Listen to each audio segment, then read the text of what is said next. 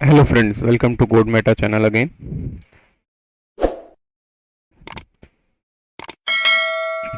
इस वीडियो में हम बात करने वाले हैं हमारे टेलविन की कि किस तरीके से हम टेलविन सीएसएस को इंस्टॉल कर सकते हैं हमारे रिएक्ट प्रोजेक्ट में।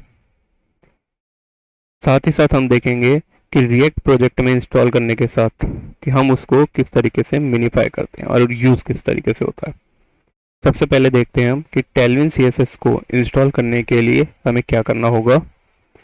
हमारे टर्मिनल में आते हैं, यहाँ पे क्या करते हैं, हम लिखते हैं npm install -d tailwind css। ठीक, एक बार हम इसका डॉक्यूमेंट देख लेते हैं कि ये किस तरीके से हमें डॉक्यूमेंट प्रोवाइड करता है। टेलविन सीएसएस को इंस्टॉल किस तरीके से हम करते हैं, उसका डॉक्यूमेंटेशन क्या होता है। यहाँ आ गए हम हमारी टेलविन सीएसएस के ऊपर। इसका जो लेटेस्ट वर्जन है वो आप चूज करेंगे, ओल्ड वर्जन में नहीं जाएंगे, हमें लेटेस्ट वर्जन के साथ ही चलना है।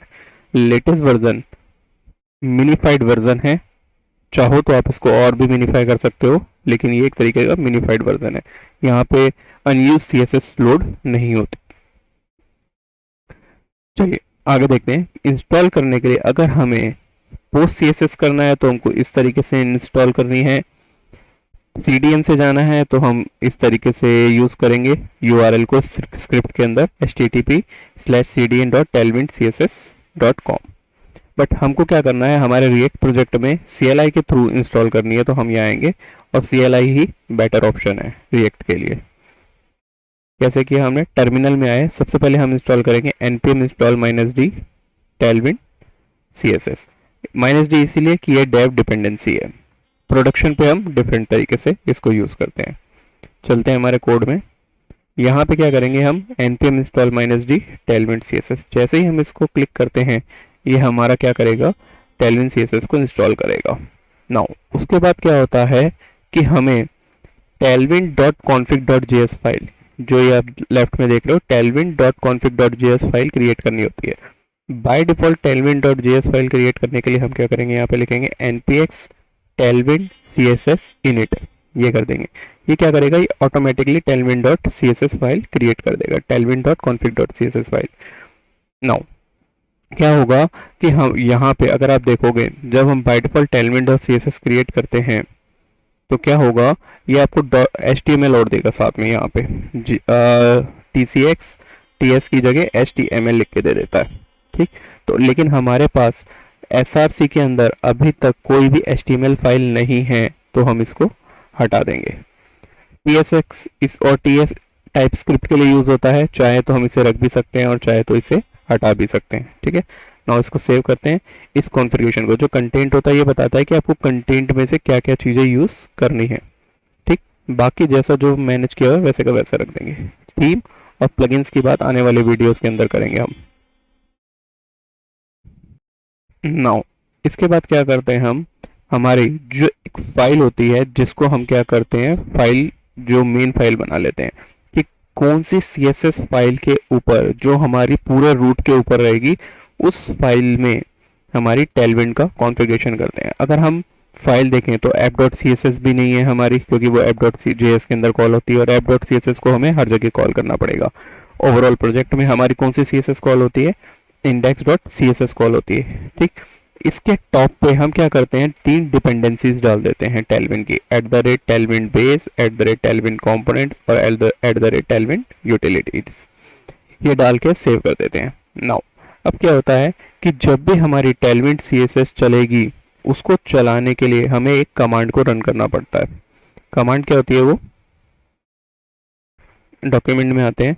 कमांड क्या थी, देखो यहाँ पे आप देख रहे होगे कंटेंट में, जैसा मैंने HTML बताया था आपको, तो ये देता है वो बाय डिफॉल्ट क्रिएट करके, लेकिन हमें इसे चेंज करना होता है। ठीक, नाउ अब आते हैं कि हमने ये भी कर ली, यहाँ पे इनपुट है तो हमें इनपुट यूज़ नहीं करनी। अब क्या होता है कि हमें इस तरीके की कमांड को यूज़ करना होता है टेलविंड के अंदर, जो हमारी रन टाइम जो CSS क्रिएट होती है उसके लिए। ये जो CSS क्रिएट होगी, ये हमारे प्रोडक्शन एनवायरनमेंट के लिए क्रिएट होगी। ठीक, डेवलपमेंट एनवायरनमेंट में इसका कोई यूज़ नहीं है, जस्ट ये आपको जो आपकी CSS होती है उसको रन करने के लिए यूज़ होता है। कैसे, चाहो तो आप क्या कर सकते हो, इस लाइन को अभी के लिए हटा सकते हो। डैश ओ को, और सिर्फ इस तक को वॉच कर सकते हो। ये वॉच कमांड है कि आपने आपके टेलविन में क्या क्या चेंज किए। ये इसे रन टाइम पे या चेंज टाइम पे इसको चेक करता है। क्या npx tailwind css माइनस आई का मतलब है इनपुट फाइल जो हमारी इनपुट है, माइनस ओ का मतलब है हमारी आउटपुट फाइल जो भी कि हमारी output dot C S S आएगी। डैश डैश वॉच किया तो मतलब उसको वो चेक करता है कि आप क्या आपके चेंजेस कर रहे हो।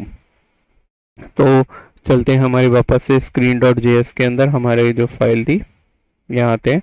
इसके अब हमारे जो कंट्रोल टर्मिनल है वहाँ जाते हैं। क्या देखा हमने, इसको एक बार मिनीफाई को हटा देते हैं। ठीक, क्या लिखा, npx tailwind css minus I index dot C S S हमने कहाँ यूज़ किया है, index dot C S S पे यूज़ किया है इन कंपोनेंट्स को। तो हमारी बेस कौन सी हो गई, input file index dot C S S हो गई, माइनस हो गया आउटपुट आया, और इसके बाद डिस्ट फोल्डर के अंदर आउटपुट डॉट सी एस, क्योंकि हमारा देखो जब भी हम वेब पैक इंस्टॉल करते हैं या प्रोजेक्ट में जाते हैं तो हमारा डेस्टिनेशन फोल्डर बनता है, डिस्ट फोल्डर, उसके अंदर होती है सारी सी एस एस फाइल। तो हमने इस पर किस नाम से, output dot C S S के नाम से बना दी। हम चाहे तो इसको चेंज भी कर सकते हैं, हम इसको लिख सकते हैं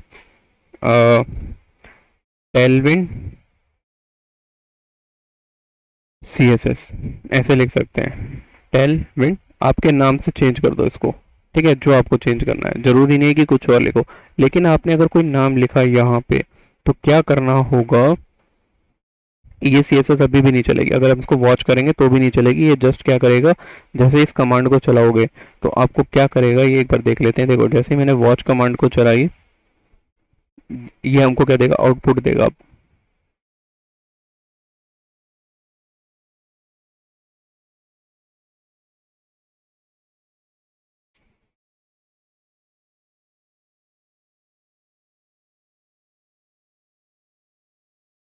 टेकिंग टाइम, देखो ये रीबिल्डिंग किया, इसने आउटपुट दे दिया। अब हम जो भी चेंज करेंगे किसी फाइल में तो ये हमको यहाँ पे वापस से रीबिल्डिंग करेगा। अब इसने रीबिल्ड क्या किया, output dot C S S में चलते हैं। तो देखो इसने सारी फाइल दे दी हमें। Output dot C S S के अंदर जितनी भी टेलमेंट की आप सी एस एस यूज़ करोगे उसकी यहाँ पे जो क्लासेस है वो बाइंड करता चला जाएगा ये, ठीक है। नाउ अगर हम चाहते हैं कि इस सी एस एस को मिनीफाई कर दें तो मिनीफाई कैसे करेंगे, ये जो हमने कमांड चलाई इसके आगे डैश डैश मिनी फाइल लिख देते हैं, ठीक है। अब इस कमांड को वापस से रन करते हैं। जैसे ही डैश डैश मिनीफाई करके कमांड को रन करेंगे, ये ऑप्टिमाइजेशन का तरीका है इसका, जो हमारी आउटपुट आएगी उस फाइल को ऑप्टिमाइज करने का। जितने भी फालतू के कमेंट होंगे वो सब हट जाएंगे और हमारी जो फाइल है वो मिनीफाई हो जाएगी। कैसे, ये देखो इसने क्या किया, सिर्फ उस फाइल को जो टेलविंड थी उसको यूज़ किया। यहाँ पे लिखा है कि वर्जन 3.3 यूज़ कर रहे हो आप, और बाकी सारी फाइल को देखो ऑप्टिमाइज कर दिया। तो हम इस ऑप्टिमाइज फाइल का यूज़ करेंगे, ठीक है। तो हमें डैश डैश मिनीफाई करके चलानी है। नाउ अब क्या करना है, जब हमने ये चेंज कर दिया और चीज़ें सेटअप कर ली तो अब ये काम कैसे करेगी। क्या चलते हैं हम हमारी जो होम फाइल है वहाँ पे जाते हैं। ये रहा, यहाँ पे आके हमने क्लास नेम में क्या ले लिया, यहाँ देखो एक क्लास देगा आपको। अगर आप जाते हो चैनल पे, आ गए हम यहाँ पे, तो देखो इसने क्या बताया index dot H T M L में। ओके, एक चीज़ बताना भूल गए, मिस कर दी बातों बातों में। चलते हैं वापस अपने कोड में। क्या कहने वाले थे हम, कि जब हम जो हमारी सी एस एस है ऑप्टिमाइज सी एस एस को ऐड कर देते हैं या आउटपुट सी एस एस को, तो प्रोडक्शन के लिए जब हम इसको गेट करेंगे तो वो हम कैसे गेट करेंगे कि जो हमारी होम फाइल है इसमें आते हैं, सॉरी पब्लिक फाइल में आते हैं, index dot H T M L में आएंगे और यहाँ पे इस तरीके से इस लिंक को लगा देंगे, dist slash output dot C S S. ये इस तरीके से लिंक को लगा देंगे, यानी जो हमारे output dot C S S उसको ये कॉल करे, ठीक। तो ये क्या है, हमारे सी एस एस को लोड करने का तरीका हो गया। नाउ अब चलते हैं हमारे फोल्डर इस पे साइट पे। नाउ क्या देखते हैं हम, ये लिंक आउटपुट हमारा सी एस एस ऐड हो गया। अगर हमें एच टी एम एल में कुछ ऐड करना है तो हम कैसे करेंगे, क्लास करके। लेकिन हमारे रिएक्ट में क्या होता है, यहाँ पे क्लास नेम होता है। क्या लिखा हमने? Class name. जो भी हमें आउटपुट में, जो हमारे एलिमेंट में हमको कुछ भी CSS लगानी है, तो क्या होगा, टेलविन के उसकी अपनी एक क्लासेस बनी हुई है ऑलरेडी, तो हमें वही यूज़ करनी है। जैसे कि टेक्स्ट को किस में करना है, हमें 3XLL जो फॉन्ट है उसके अंदर करना है, तो क्या लिखा, टेक्स्ट डैश 3XL। अगर फॉन्ट को बोल्ड करना है तो फॉन्ट डैश बोल्ड, अंडरलाइन करना है तो अंडरलाइन, जैसे हम बूट स्टेप में यूज़ किया था सेम वैसा का वैसा ही यहाँ पे होता है, लेकिन इसमें जो क्लास नेम होती है वो डिफरेंट होती है। ऐसे ही हमने क्या किया, अबाउट के अंदर जाके लिख दिया। नाउ चलते हैं अब एक बार वापस से हमारे ब्राउज़र में। अब यहाँ पे जाते हैं प्रोजेक्ट पे, तो देखो क्या है यहाँ पे, इसकी वजह से हमारे पास क्या आ गई, index dot C S S में हमारे पास पहली चीज़ तो ये दिखा रहा है, फॉन्ट बोल्ड दिखा रहा है, और दूसरा हमको क्या दिखा रहा है कि index dot C S S से ही ये बाकी चीज़ें दिखा रहा है। देखो टेलविन की जो अप्लाई हुई हुई चीज़ें वो दिखा रही है, जैसे अंडरलाइन हो गया, फॉन्ट का साइज बढ़ गया अगर हमें चाहिए। अगर हम क्या करते हैं, अब अबाउट में जाते हैं, तो यहाँ भी देखो ये चीज़ें अप्लाई हो गई, ठीक है। लेकिन अभी ये हमको कहाँ से दिखाएगा, index dot C S S से दिखाएगा। लेकिन जब हम प्रोडक्शन पे जाएंगे तो ये हमें कहाँ से लोड करेगा चीज़ों को, output dot C S S से लोड करेगा। तो इस तरीके से हम टेलविन को इंस्टॉल करते हैं। अब दोस्तों ये आपको वीडियो अच्छी लगी होगी। आने वाली वीडियोस में हम बात करेंगे कि किस तरीके से हम हेडर और फुटर टेलविन को लेके बनाते हैं।